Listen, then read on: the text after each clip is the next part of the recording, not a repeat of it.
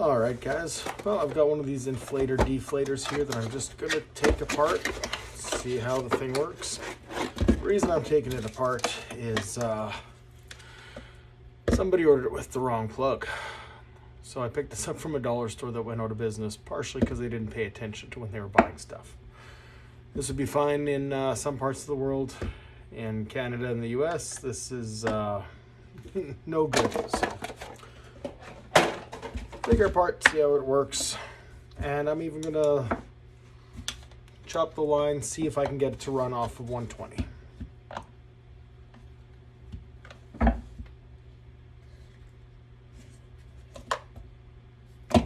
And of course, tamper bit screws. I'll be back.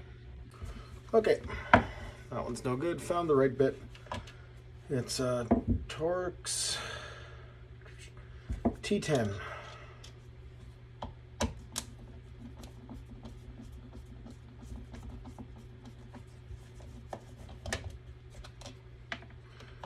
I don't know about you guys, but sometimes it's just fun to take stuff apart, see how it was built. And with this, I've got another one, so I'm not even going to put it back together. Don't really have a lot of use for this, but I thought I might be able to use the motor out of it or something. At the very least, the switch.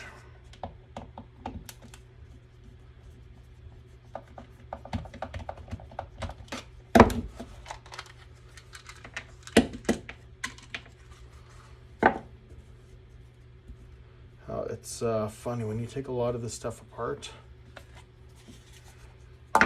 You do find that there's a lot of similar parts from product to product, especially this overseas stuff.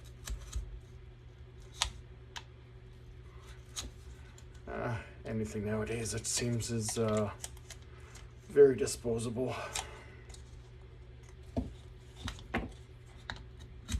This is just press fit on here, it looks like. Maybe a spot of glue on there.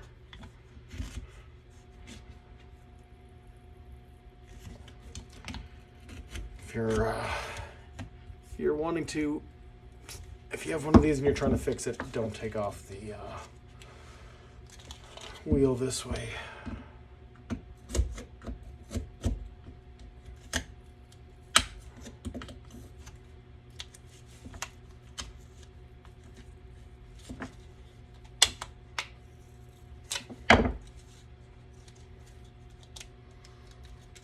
Just gonna grab a bigger screwdriver. Just a flathead screwdriver will help me along, actually.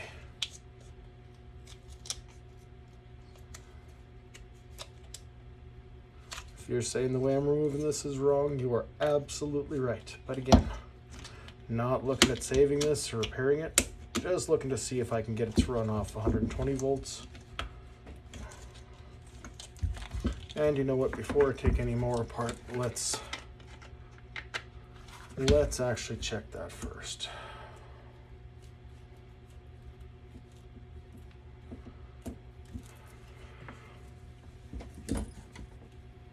Do not try this at home. Sometimes changing the voltage on a motor from 240 to 120 will make it run a lot less efficiently and at a slower speed, but it will still work.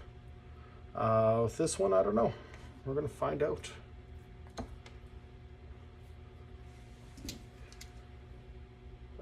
Don't go putting different voltage to stuff, especially higher voltage, unless you really know what you're doing. Or unless you're wanting to make people laugh and put it on YouTube. But as much as I love the channel Electro Boom, I'm not looking to start a whole bunch of stuff on fire. That's his shtick. If you guys haven't seen Electro Boom, definitely one of my favorite channels on YouTube.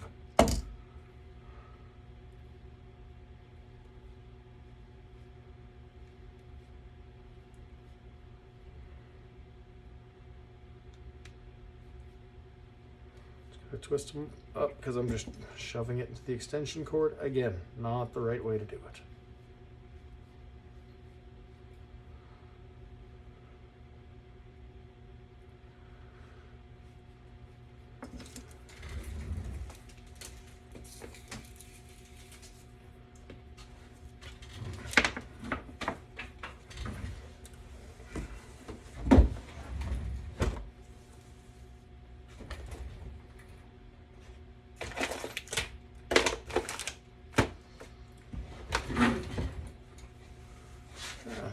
find some electrical tape.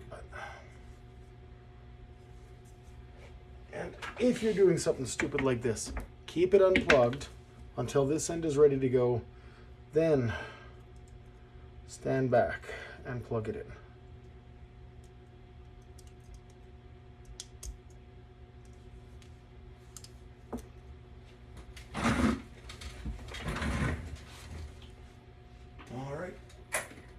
Well, I want this off of a switch, so we're going to lose our lights for a second. I turn this off, and then this is going to be hooked up to where all my lights are hooked up.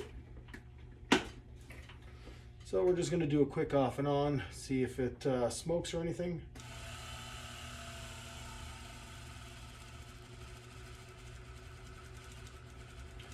Well, it doesn't smoke, but sure doesn't seem to be happy running at half power. So, again, it's unplugged. Now, is that for me? Oh no, that's that definitely started to seize up.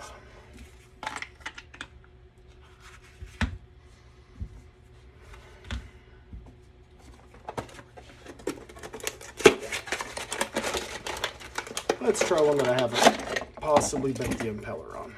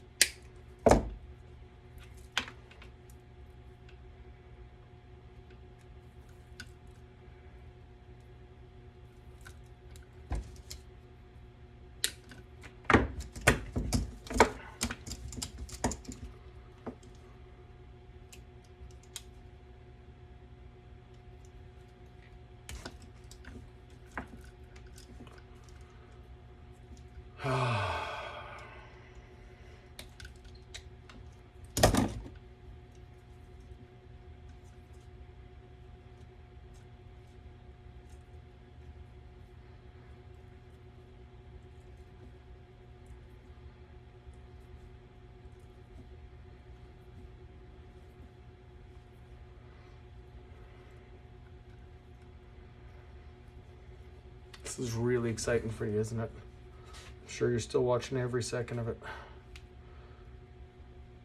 Might have to edit this down a little bit.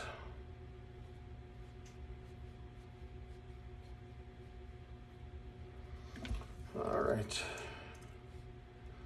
And again, professionally jammed into an extension cord.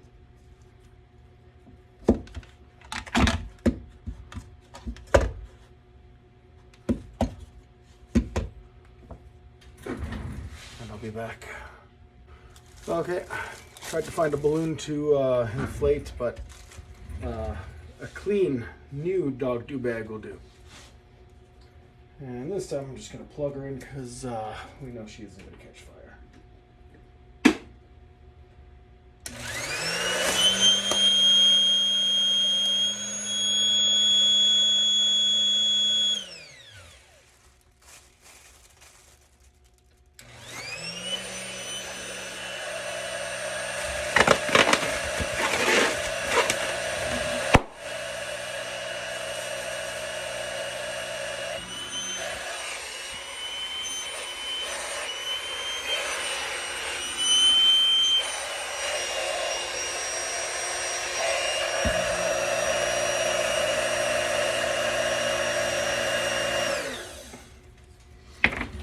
All right, well, it definitely works. So I'm going to throw another plug onto this one another time. They say I've been needing an inflator. At least I know I got one that works. The price was right.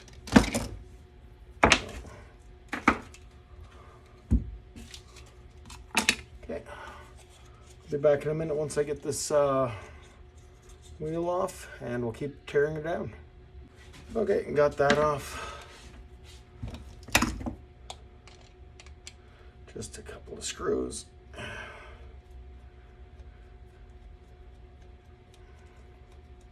Now, I always use the longest screwdriver I can without being ridiculous. Because when you're using a short screwdriver, and you're at a bit of an angle, and you can strip out the head of the screw. It's a lot harder to see with the shorter shaft of the stubby little screwdriver. So the long one, you've got a better chance of seeing that you're off at an angle and squaring it up before you start turning and damaging that screw. And always make sure you pick the right screwdriver. A lot of times you'll see, oh, I've got a number 1 Phillips, that should work, and it won't. And on certain items, there's especially stuff made in Japan, at least older stuff, there is a Phillips that is called a Japanese Industrial Standard, I believe. And it's not the same profile as your regular Phillips X-head screwdriver. So when you go to use that on certain Japanese screws, it won't stay in the hole properly, and you will damage the screws, and it looks horrible afterwards.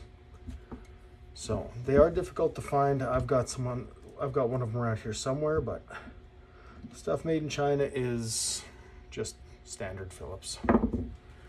So this is just the wiring to the brushes. This little brush motor. That's all that holds them in, a little piece of plastic. And they're just held in with the tab there. So I'll show you again on this side. So it's just a plastic block, and the wire, they use the wire terminal to hold it in so it has a double function. Press on that little tab and watch out, the brush is going to come at you. And something up my sleeve. And that's just the brush.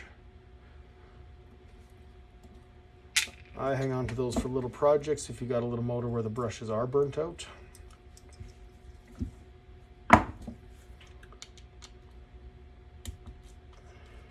And this is just taking apart upper and lower bearings off of it.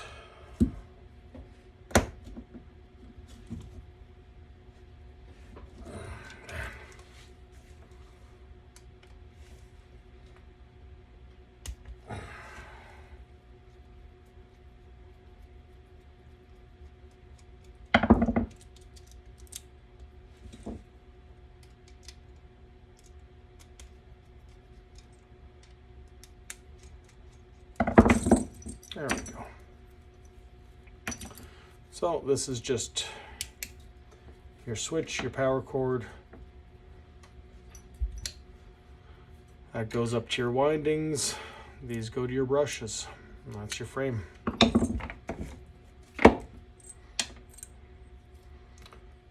So you got your bearings and your holders for your brushes. Like I said, just little bits of plastic that are riveted in place. Little, not even a bearing, a bushing there. And this side's just the bushing. And you've got your armature and your the windings here on your shaft. So not much to these little things.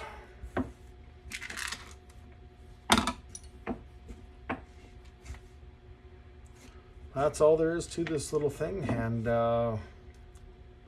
some of it I'll keep for future projects. Switches, can't say no to a new switch that's free.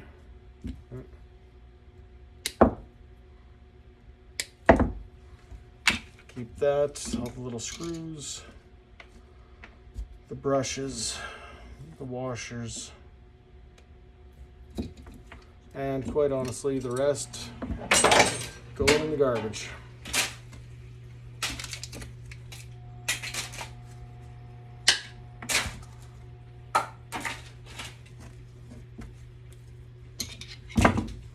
Don't need that. So not a whole lot left of this after stripping her down that is actually useful for me. And yeah, just good little bits to have kicking around sometimes.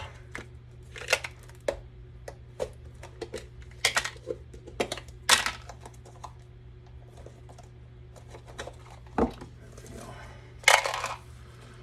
Try to keep things organized. And that'll go away for my parts bin for later. There we go. Thanks for watching.